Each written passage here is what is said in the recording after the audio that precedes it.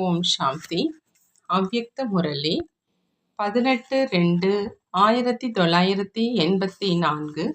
அவ்யக்த பாப்தாதா, மதுபன்.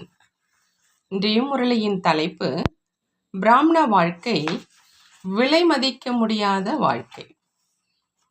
இன்று சதா அன்புல மூழ்கியிருக்கும் அன்பான குழந்தைகளோடு சந்திப்பை கொண்டாடுவதற்காக அன்பு கடல் வந்திருக்கிறாங்க.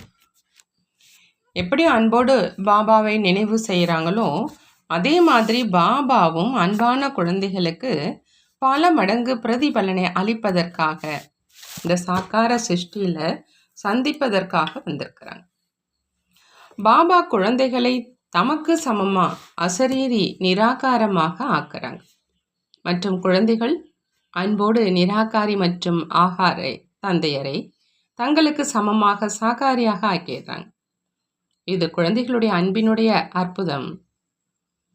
குழந்தைகளின் அத்தகைய அன்பினுடைய அற்புதத்தை பார்த்து பாப்தாதா மகிழ்ச்சி அடைகிறாங்க. குழந்தைகளினுடைய குணங்களின் பாடலை பாடுறாங்க. அதாவது எப்படி சதா பாபானுடைய சங்கத்தின் நிறத்தில், அதாவது தொடர்பினுடைய நிறத்தில் பாப் சமானாக ஆகிக்கிட்டே செல்றாங்க அப்படின்னு. பாப்தாதா அதே மாதிரி தந்தையை பின்பற்றக்கூடிய குழந்தைகளை கீழ்ப்படிதலான உண்மையுள்ள கட்டளைப்படி நடக்கிற உண்மையிலும் உண்மையான விலை மதிக்க முடியாத ரத்தினங்கள் அப்படின்னு சொல்கிறாங்க. குழந்தைகளாகிய உங்களுக்கு முன்னால் இந்த ஸ்தூல வைரம் வைடூரியங்கள் கூட மண்ணுக்கு சமம்னு பாபா சொல்கிறாங்க. அவ்வளோ விலை மதிக்க முடியாதவங்க நீங்கள். அதே மாதிரி தங்களை நீங்கள் அனுபவம் செய்கிறீங்களா அப்படின்னு பாபா கேட்குறாங்க. அதாவது நான் பாபாவினுடைய கழுத்து மாலையின் விலைமதிக்க முடியாத வெற்றி ரத்தினம் அப்படி அனுபவம் செய்கிறீங்களா? அந்த மாதிரி சொமான் இருக்குதா அப்படின்னு பாபா கேட்குறாங்க. இரட்டை வெளிநாட்டு குழந்தைகளுக்கு போதை மற்றும் குஷி இருக்குது. அதாவது நம்மை பாப்தாதா இவ்வளோ தூரத்தில் இருந்த போதும் தூர தேசத்தில் இருந்து தேர்ந்தெடுத்து தம்முடையவர்களாக ஆக்கியிருக்காங்க. அப்போ உலகம் பாபாவை தேடிட்டு இருக்குது. பாபா நம்மை தேடி கண்டெடுத்திருக்கிறார். அதுபோல் தன்னை நீங்கள் உணர்றீங்களா அப்படின்னு பாப்தாதா கேட்குறாங்க இரட்டை வெளிநாட்டு குழந்தைகளை பார்த்து. உலகம் அழைச்சிட்ருக்குது வாங்க அப்படின்னு. ஆனால் நீங்கள் அனைவரும் நம்பர்வார் என்ன பாடல் பாடுறீங்க? உங்களோடு அமர்வோம், உங்களோடு உண்போம் அப்படின்னு.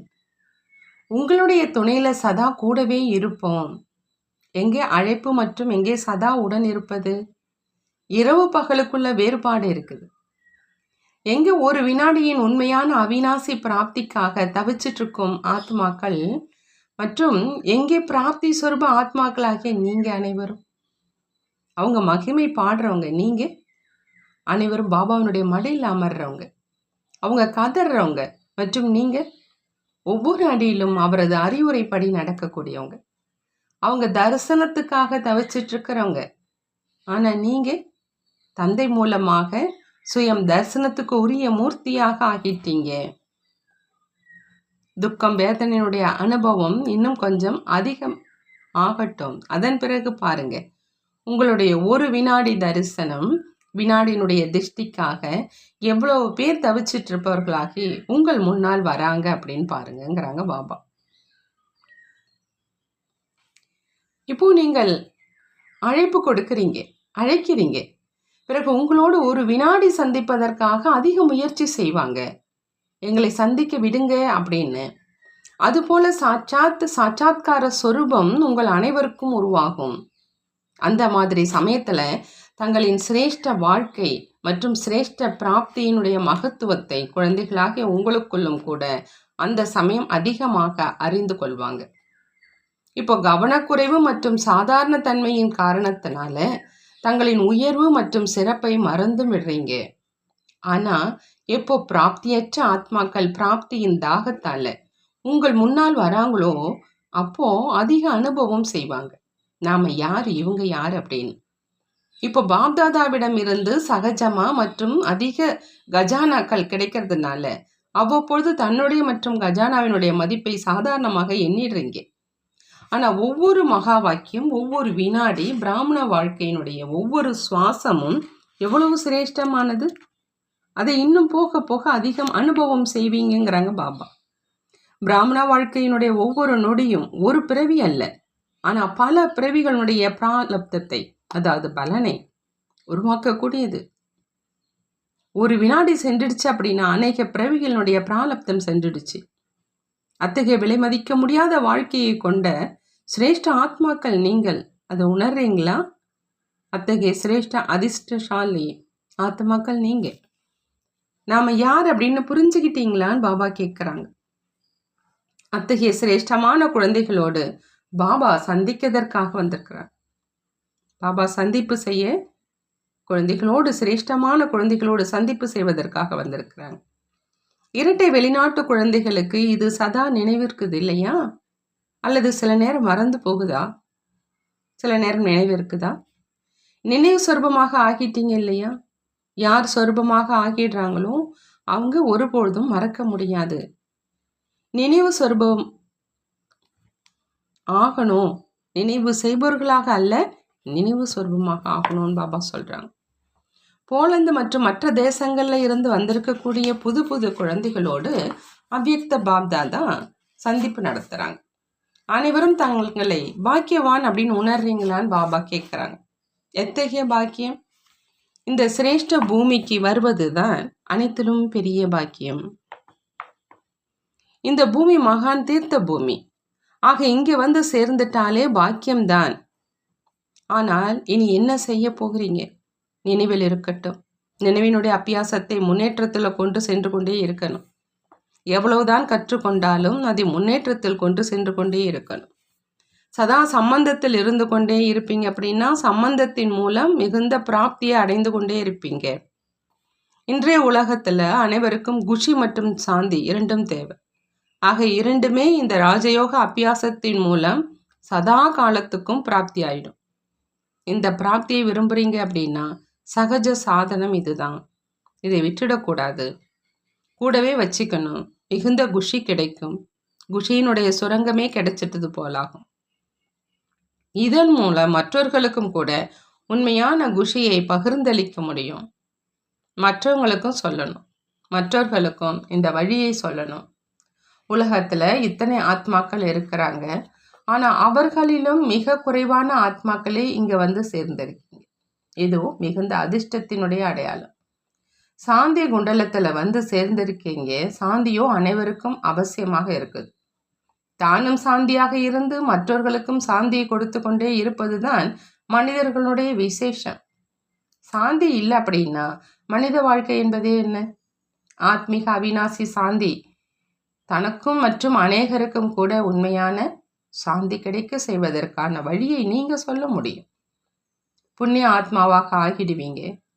யாராவது அமைதியற்ற ஆத்மாக்களுக்கு அமைதியை கொடுத்துட்டீங்க அப்படின்னா எவ்வளோ பெரிய புண்ணியம். தான் முதல்ல நிரம்பியவராக ஆகுங்க, பிறகு மற்றவர்களுக்காகவும் புண்ணிய ஆத்மாவாக ஆக முடியும். இதே போன்ற புண்ணியம் வேறு எதுவுமே கிடையாது. துக்கத்தில் இருக்கும் ஆத்மாக்களுக்கு சுகம் சாந்தியினுடைய ஜொலிப்பை காட்ட முடியும். எங்கே ஈடுபாடு இருக்குதோ அங்கே மனதினுடைய சங்கல்பம் பூர்த்தியாக ஆயிடும்.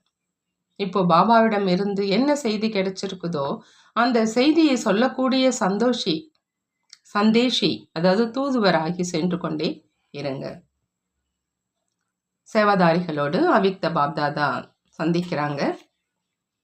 சேவையினுடைய லாட்டரியும் கூட சதா காலத்துக்கும் நிரம்பியவராக ஆக்கிடுது. சேவையினால சதா காலத்துக்குமாக கஜானாக்கள் நிரம்ப பெற்றவர்களாக ஆகிடுறீங்க. அனைவரும் நம்பர் 1 சேவை செய்கிறீங்க. அனைவரும் முதல் பரிசு பெறக்கூடியவங்கள் இல்லையா?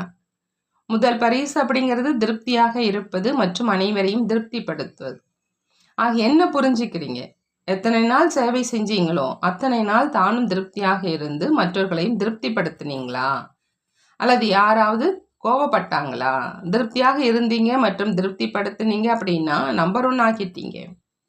ஒவ்வொரு காரியத்திலும் வெற்றியாளர் ஆவது அப்படின்னா நம்பர் 1 ஆவது. இதுதான் வெற்றி. தானும் சஞ்சலம் அடையக்கூடாது, மற்றவர்களையும் சஞ்சலப்படுத்தக்கூடாது.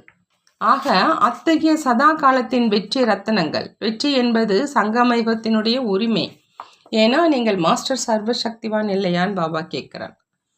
உண்மையான சேவாதாரி அப்படின்னா சதா ஆன்மீக திருஷ்டி மூலம், ஆன்மீக விருத்தி மூலம், ஆன்மீக ரோஜாவாகி ஆத்மாக்களை குஷிப்படுத்துறவங்க.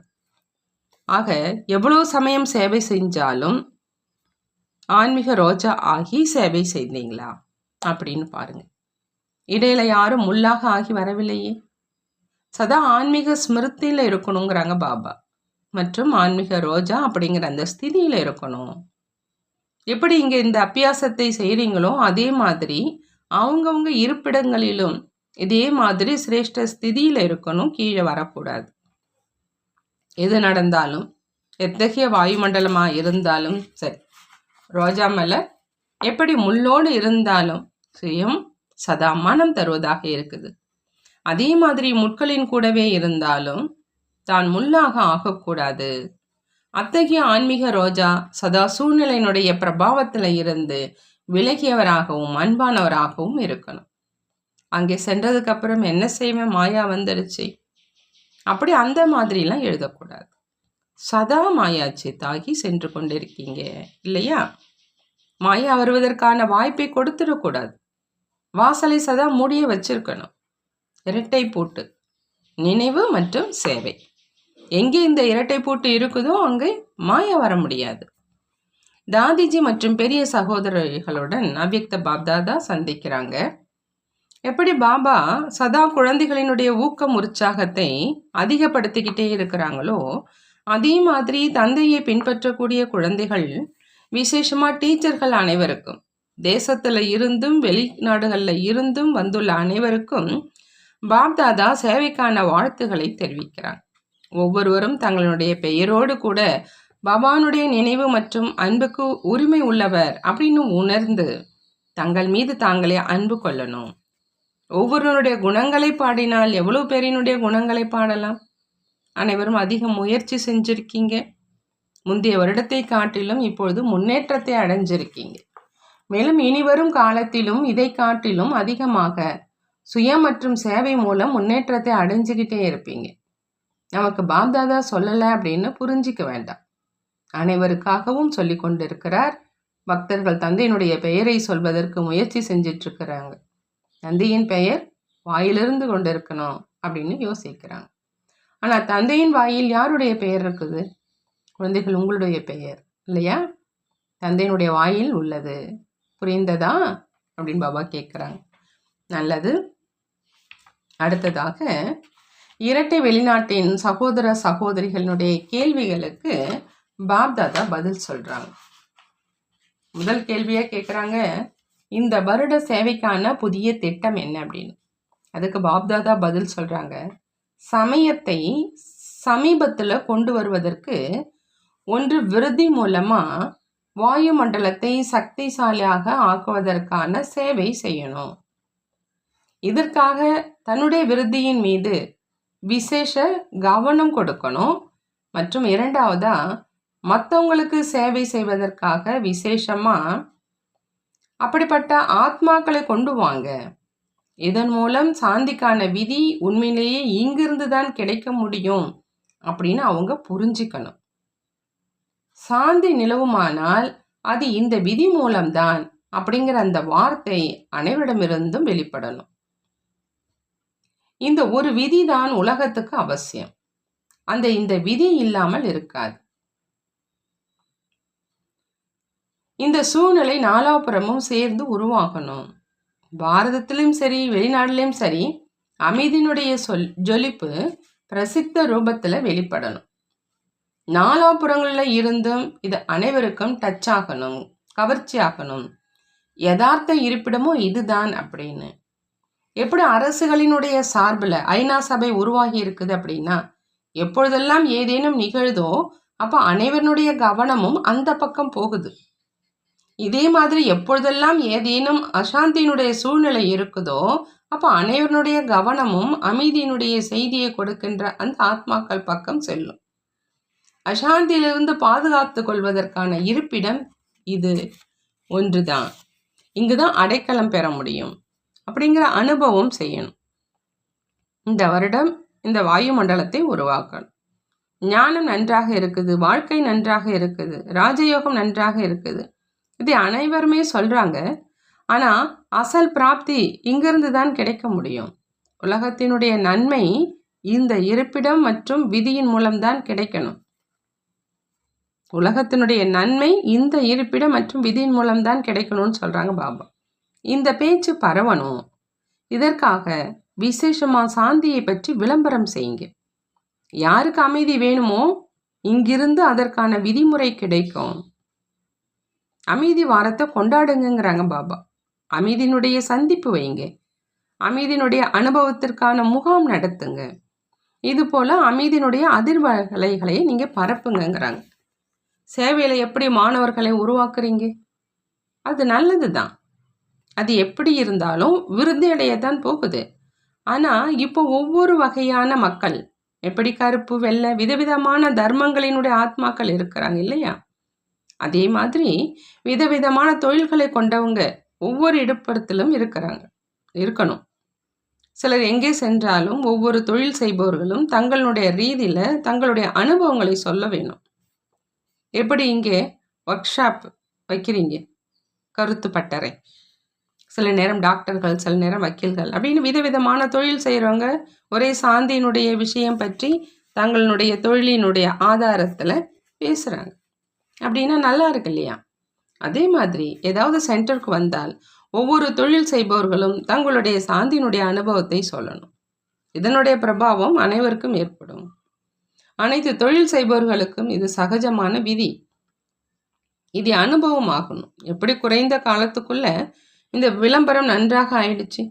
அனைத்து தர்மங்களை சேர்ந்தவர்களுக்கும் இந்த ஒரு விதி தான் அப்படிங்கிற பேச்சு எழணும். இதே ரீதியில் இப்போ செய்தியை பரப்புங்க. யார் தொடர்பில் வராங்களோ அல்லது மாணவர்களாக இருக்காங்களோ அவங்க வரையில் இந்த சப்தம் செல்லுது. ஆனால் இப்போ கொஞ்சம் இன்னும் நாலாபுரமும் பரவ செய்வதற்கான கவனம் இன்னும் கொஞ்சம் வைக்கணும். பிராமணர்களும் இப்பொழுது மிக சிலரே உருவாகி இருக்கிறாங்க. வரிசைக்கிரமமாக பிராமணர் ஆவதற்கான இந்த கதியை வேகமானது என சொல்ல மாட்டாங்க இல்லையா? இப்பொழுது குறைந்தது 9 லட்சமாவது வேணும். குறைந்தது சத்தியுகத்தின் ஆரம்பத்தில் 9 லட்சம் பேருக்கு மேல் தான் ராஜ்யம் செய்வீங்க. அதில் பிரஜைகளும் இருப்பாங்க. ஆனால் தொடர்பில் நன்றாக வந்தால்தான் பிரஜை ஆவாங்க. ஆக இந்த கணக்கின்படி வேகம் எப்படி இருக்கணும்? இப்பொழுது எண்ணிக்கை மிக குறைவாக இருக்குது. இப்போது மொத்த வெளிநாட்டினுடைய எண்ணிக்கை எவ்வளோ இருக்கும்? குறைந்தது வெளிநாட்டினுடைய எண்ணிக்கை 2-3 லட்சமாவது இருக்கணும். முயற்சியும் நன்றாக செஞ்சிட்ருக்கீங்க. அப்படி எந்த ஒரு விஷயமும் இல்லை. ஆனால் இன்னும் கொஞ்சம் அதிக வேகம் இருக்கணும். பொதுவான சூழ்நிலையினால வேகம் அதிகரிக்கும்னு பாபா சொல்கிறாங்க. நல்லது. கேள்வி, அடுத்த கேள்வி. அந்த மாதிரி சக்திசாலி சூழ்நிலையை உருவாக்குவதற்கான யுக்தி என்னன்னு கேட்குறாங்க. அதுக்கு பாபா பதில் சொல்கிறாங்க, சுயம் சக்தி நிறைந்தவராக ஆகுங்க. அதற்காக அமிர்த வேளையிலிருந்து ஒவ்வொரு கர்மத்திலும் தனது ஸ்டேஜ் சக்திசாலியா இல்லையா அப்படிங்கிறத சோதிப்பதில் கொஞ்சம் விசேஷ கவனம் வைங்க. மற்றவர்களுடைய சேவையில் அல்லது சேவையின் திட்டங்களில் பிஸி ஆகிறதுனால தனது ஸ்திதியில் லேசான தன்மை வந்துடுது. ஆகவே இந்த சூழ்நிலை சக்திசாலி ஆகிறது இல்லை. சேவை நடைபெறுது, ஆனால் சக்திசாலி ஆகிறது கிடையாது. இதற்காக தன் மீது விசேஷ கவனம் வைக்கணும். கர்மம் மற்றும் யோகம், கர்மத்துடன் கூடவே சக்திசாலி ஸ்டேஜ், இந்த சமநிலையின் கொஞ்சம் குறை இருக்குது. சேவையில் மட்டும் பிஸியாக இருப்பதன் காரணத்தினால சுயத்தினுடைய ஸ்திதி சக்திசாலியாக இருப்பது கிடையாது. எவ்வளோ நேரம் சேவைக்காக கொடுக்குறீங்களோ, எவ்வளோ உடல் மனம் செல்வத்தை சேவையில் ஈடுபடுத்துகிறீங்களோ அதன் பிரமாணம் 1க்கு லட்சம் மடங்காக என்ன கிடைக்கணுமோ அது கிடைக்கிறதில்ல. இதற்கான காரணம் கர்மம் மற்றும் யோகத்தினுடைய சமநிலை இல்லை. எப்படி சேவைக்கான திட்டத்தை உருவாக்குறீங்க, நோட்டீஸ் அச்சடிக்கிறீங்க, அதுபோல் டிவி ரேடியோவில் செய்யணும் அப்படிங்கிற முயற்சி செய்கிறீங்க. எப்படி அந்த வெளிப்புற சாதனங்களை உருவாக்குறீங்க, அதுபோல் முதல்ல தனது மனதை சக்திசாலியாக ஆக்குவதற்கான சாதனம் விசேஷமானதாக இருக்கணும். இந்த கவனம் குறைவாக இருக்குது. பிறகு சொல்கிறீங்க பிஸியாக இருந்துட்டோம், கொஞ்சம் தவறிடுச்சு அப்படின்னு. பிறகு இரட்டை பலன் கிடைக்க முடியாது இல்லையா? நல்லது. பாபா வரதானம் கொடுக்குறாங்க. சேவை மூலம் கிடைத்த மதிப்பு பதவியை தியாகம் செஞ்சு அவிநாசி பாக்கியத்தை உருவாக்கக்கூடிய மகா தியாகி ஆகுக. மகா தியாகி ஆகணும்னா பாபா சொல்கிறாங்க, சேவை மூலமாக என்னென்ன மதிப்பு கிடைக்குதோ, பதவி கிடைக்குதோ அதெல்லாம் தியாகம் செஞ்சுடுங்க. அப்போ அவிநாசி பாக்கியத்தை நீங்கள் உருவாக்கிக்கலாங்கிறாங்க. அது மகா தியாகிங்கிறாங்க. குழந்தைகள், நீங்கள் என்ன சிரேஷ்ட கர்மம் செய்கிறீங்களோ இந்த சிரேஷ்ட கர்மம் அல்லது இந்த சேவையினுடைய பிரத்யட்ச பலன் அனைவரின் மூலமாகவும் மகிமை செய்யப்படுவீங்க. சேவாதாரிக்கு சிரேஷ்ட மகிமை பாடலினுடைய இருக்கை கிடைக்குது, மரியாதை பதவி அப்படிங்கிற இருக்கை கிடைக்குது. இந்த சித்தி அவசியம் பிராப்தி ஆகுது. ஆனால் இந்த சித்திகள் என்பவை பாதைகளின் தங்குமிடங்கள் மட்டுமே, இவை இறுதி இலக்குகள் கிடையாது. ஆகவே இதன் தியாகவான் பாக்கியவான் ஆகுங்க. இதைத்தான் மகா தியாகியாவது அப்படின்னு சொல்லப்படுது. குப்த மகாதானியினுடைய சிறப்பு தியாகத்தையும் கூட தியாகம் செய்வது. ஸ்லோகன்: பரிஸ்த ஆக வேண்டும் என்றால் சாட்சியாக இருந்து ஒவ்வொரு ஆத்மாவினுடைய பாகத்தை பாருங்க மற்றும் சகாஷ் கொடுங்க. பரிஸ்த ஆகணும் அப்படின்னா சாட்சியா இருந்து ஒவ்வொரு ஆத்மாவினுடைய பாகத்தை பார்க்கணும் மற்றும் சகாஷ் கொடுக்கணும். நல்லது. ஓம் சாந்தி. நன்றி பாபா. நன்றி.